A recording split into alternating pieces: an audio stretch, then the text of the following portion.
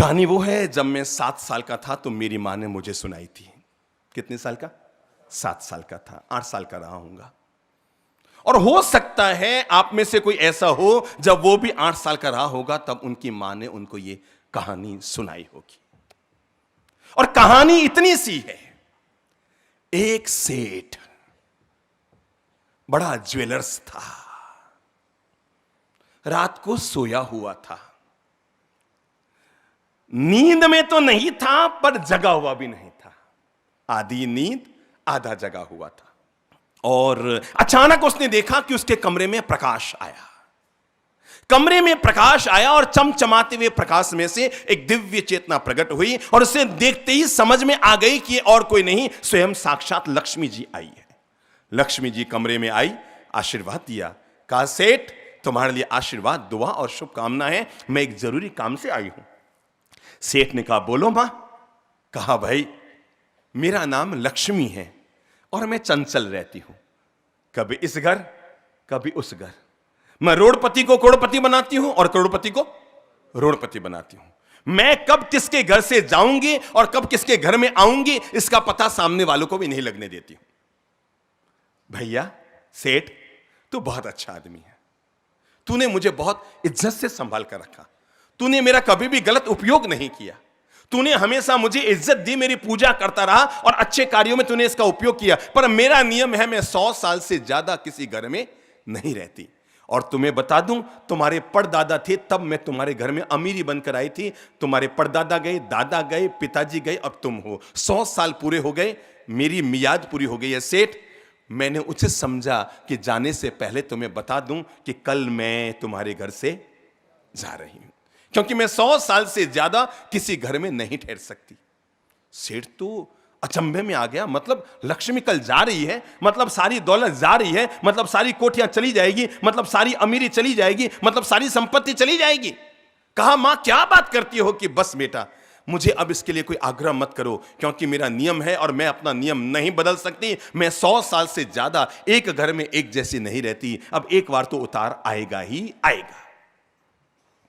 ठीक है मां, जब तूने जाने का फैसला ही कर लिया है तो मैं क्या कर सकता हूं, तू बोल मैं तेरी क्या सेवा करूं। लक्ष्मी ने कहा तूने मुझे बहुत इज्जत से रखा, मेरा बहुत सम्मान किया, मेरा हमेशा सदुपयोग किया, तूने शुभ लाभ भी किया और शुभ खर्च भी किया, लेकिन जाना मेरी मजबूरी है और मैं जाने से पहले तुमसे खुश होकर तुम्हें एक वचन देना चाहती हूं।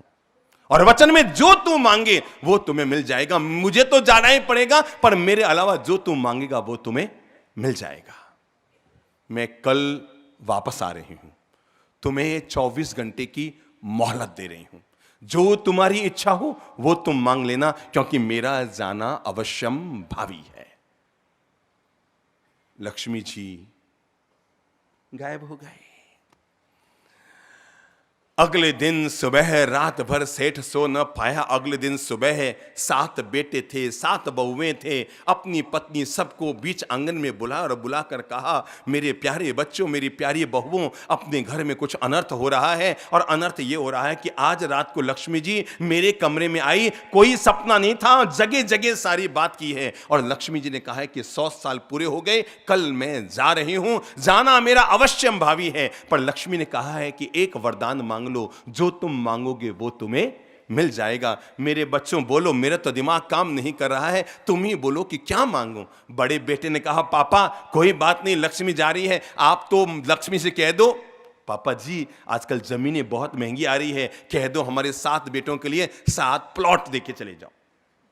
कितने? 7 बेटों के लिए 7 प्लॉट देके चले जाओ। दूसरे ने कहा पापा प्लॉट का करेंगे क्या? अरे पैसा नहीं होगा तो मकान कहां से बनाएंगे? तो लक्ष्मी को बोलो हमारे 7 बेटों के लिए अलग अलग 7 मकान बनाकर दे दो।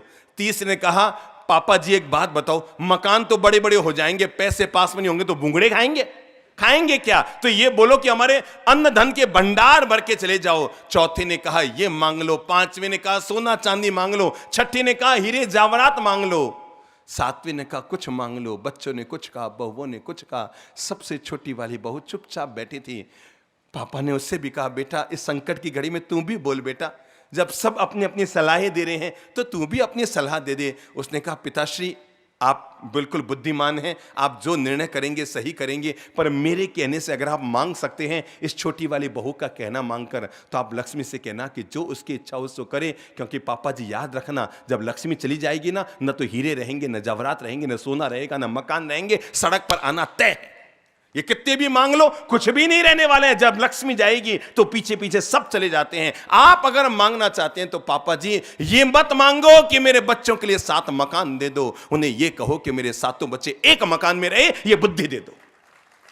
मेरे 7 बच्चों के लिए 7 मकान मत दो, मेरे 7 बच्चे एक मकान में रह सके, ये बुद्धि दे दो। पापा जी आप लक्ष्मी से बोलना कि जाना चाहे तो जाए, कोई दिक्कत नहीं, पर जाने से पहले ये वरदान देकर जाए कि आपके 7 बेटे एक थाली में खाना खाए, आपकी 7 बहुएं एक थाली में खाना खाए, आपके 7 बेटों और बहुओं में हमेशा प्रेम और मिठास बना रहे। बस इतना सा मांग लेना, बाकी जो हमारे भाग्य का होगा देखा जाएगा। सब अपने अपने सुझाव दे रहे थे। सेठ बड़ा भयभीत था, कब लक्ष्मी आएगी, कब लक्ष्मी आएगी, सो नहीं पा रहा था। और वास्तव में 12:35 पर रात को लक्ष्मी जी आ गई और सेठ घबराया, मतलब अब ये जाने के लिए आई है। अब सेठ घबराया कि मतलब ये जाने के लिए आई है। लक्ष्मी आई, आशीर्वाद दिया, कहा बोल बेटा मैं अब जा रही हूं, तू मुझसे वचन मांगना चाहता है, बोल बेटा बोल बेटा बोल, क्या वरदान मांगता है, तू जो मांगेगा, तूने मुझे बहुत संभाला है, मैं तुझे इनकार नहीं करूंगी। उसने कहा महालक्ष्मी, उसने कहा माते, उसने कहा मैया, अगर आप देना चाहती हैं आप जाएंगे तो मुझे नहीं पता कि पीछे घर में क्या होगा, पर आप देना चाहते हैं, पर अगर आप देना चाहते हैं तो इतना सा वरदान दे दो, इतना सा वचन दे दो कि हम मेरे घर में 7 बेटे एक थाली में खाना खाए और 7 बहुएं एक थाली में खाना खाए, सब हिल मिल जुल कर रहे, बस मेरे 7 बेटों और बहुओं में प्रेम बना हुआ रहे। लक्ष्मी भौचक्की रह गई, लक्ष्मी जी भौचक्की रह गई, कोई जवाब ना दे पा रही थी, किंग कर्तव्य विमूढ़ हो गई कि क्या करूं, कैसे ये वरदान दूं। और लक्ष्मी ने कहा सेठ तू बड़ा बुद्धिमान निकला, सेठ तू बड़ा बुद्धिमान निकला, जिसने भी तुम्हें सलाह दी पूरी दुनिया में उससे ज्यादा बुद्धिमान और कोई नहीं है। सेठ ये तूने वरदान नहीं मांगा, ये तूने वरदान नहीं मांगा, ये तूने वरदान नहीं मांगा, सच्चाई तो यह है कि 100 साल तक और तुम्हारे घर में रहने के लिए मुझे मजबूर कर दिया है। क्योंकि जिस घर में भाई भाई साथ होते हैं, जिस घर में देरानी जेठानी एक थाली में खाना खाती है, जहां पर भाई भाई सुबह उठकर आपस में गले मिलते हैं, छोटे भाई बड़े भाइयों का सम्मान और पूजन करते हैं, जहां पर भाई भाई एक दूसरे के लिए गौरव महसूस करते हैं, जहां पर देरानी जेठानी एक थाली में खाना खाकर एक दूसरे के सुख दुख की सहयोगी बनती है, मुझे जरा इतना सा बता दो, केवल इतना सा बता दो, केवल इतना सा बता दो, क्या उसके घर से लक्ष्मी कभी जा सकती है? जोर से जवाब दो। नहीं जा सकती।